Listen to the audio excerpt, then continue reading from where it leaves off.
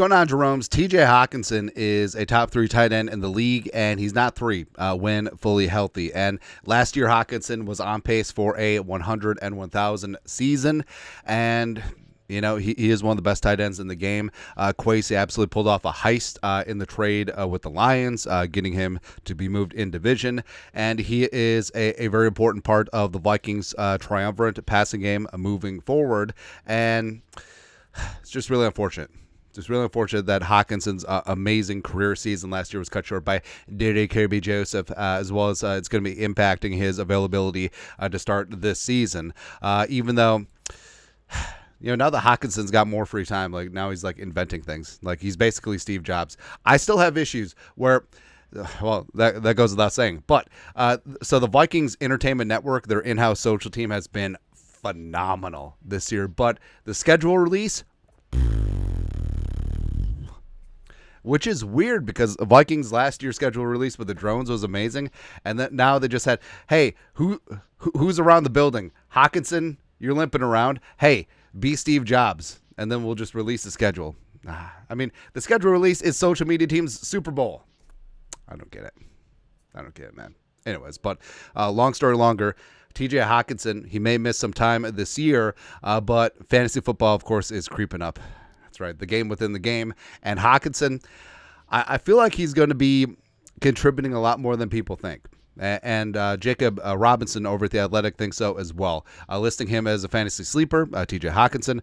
I know social media docs believe he could miss half the season, but hear me out. Despite missing 2.5 games last year, he finished 4th among fantasy tight ends. Even half a season of Hockenson plus a mediocre backup is better than Cowboys tight end Jake Ferguson. Just the Cowboys always catch strays, rightfully so, who is currently being drafted earlier until Hawk's back grab an upside backup like New England's Hunter Henry.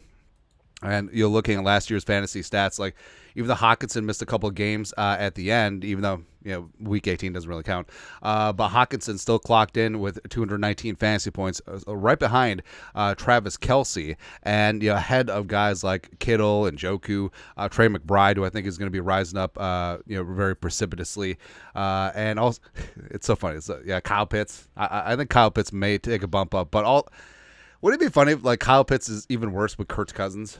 I don't know. But it's so annoying. Like I always grab Taysom Hill on the off chance that he'll play some quarterback, but it's so annoying. Anyways, but yeah, Hockenson, behind only Kelce. Evan Ingram had a boom season, and Sling and Slam Laporta, whatever. In terms of Hawkeye tight ends, Laporta is far behind TJ Hockenson in terms of what I can tolerate. That's all, man. And as he alluded to, Hockenson right now is going ADP 11 in terms of tight ends. Number 112. Was it 112? Yeah, 112 overall. ADP 11.5, so right in line with Brock Bowers. Now, even though Bowers is a beast, I think that quarterback uncertainty with the Raiders, as well as, I mean, Laporta season aside, there always seems to be a pretty significant jump from college football to the NFL for tight ends in terms of putting up fantasy stats. I don't know what it is, but nah. But fantasy draft so far, Laporta 1, Kelce 2, Trey McBride, like I said, is going to be really rising up this year. Number 3, Andrews 4, and you got Kincaid, Pitts. I feel like the Pitts hype is a little bit much, and also I don't think that Evan Ingram can replicate last year. But like we said, the Athletic said, behind Jake Ferguson, which just seems weird, doesn't it? I mean, because the tight end position just really thins out quick, and also you got Dallas Goedert going as ADP 13. He also of the JEROME Joseph lineage. But I actually do think that Hockenson, I think he's going to be good in fantasy this year, and I think that he potentially could be a league winner for you.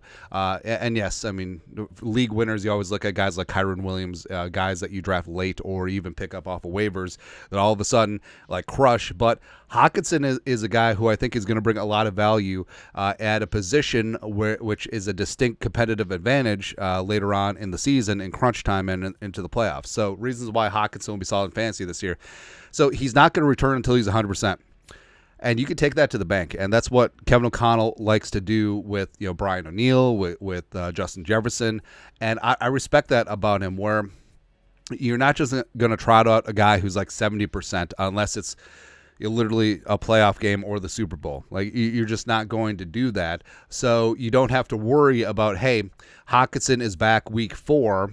Do I start him or do I just monitor what's going on? But once he's back, he's back. And it's clear, it's clear tight end 1 on the Vikings. Doesn't matter what Tanyan or Josh Oliver, the blocky tight end, or Munt do. Like, it's going to be a Hockenson show. Plus easy coverage underneath. We got Jefferson, we got Addison taking coverage away from you. Like, you're just going to own the middle of the field.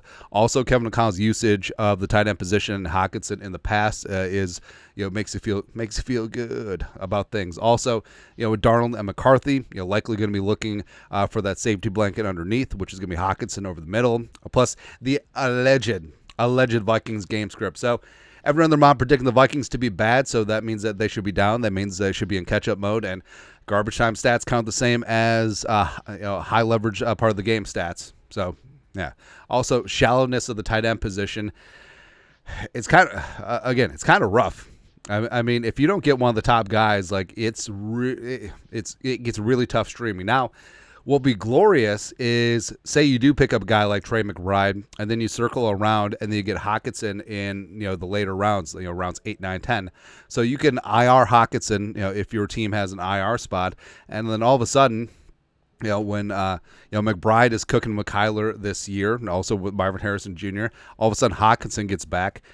You can play 2 tight ends, or you can rotate through whoever has the best matchup in your opinion. And also, if you take 2 premium tight ends out of the pool, that just makes the talent pool that much shallower. That increases the competitive advantage of the position. Like, I'm not gonna lie, like, there's been fantasy teams in the past where I've doubled down on tight end. Like, I've randomly came away with like Kelsey and Kittle, or Mark Andrews and Kittle. Just like, F you, I'm gonna start one of them in the flex. That's what I do. That is what I do, because I feel like wide receiver is so deep at a certain level where if you feel just completely agnostic about a couple receivers, completely equal about a coterie of like 12 to 14 receivers, just take the tight end.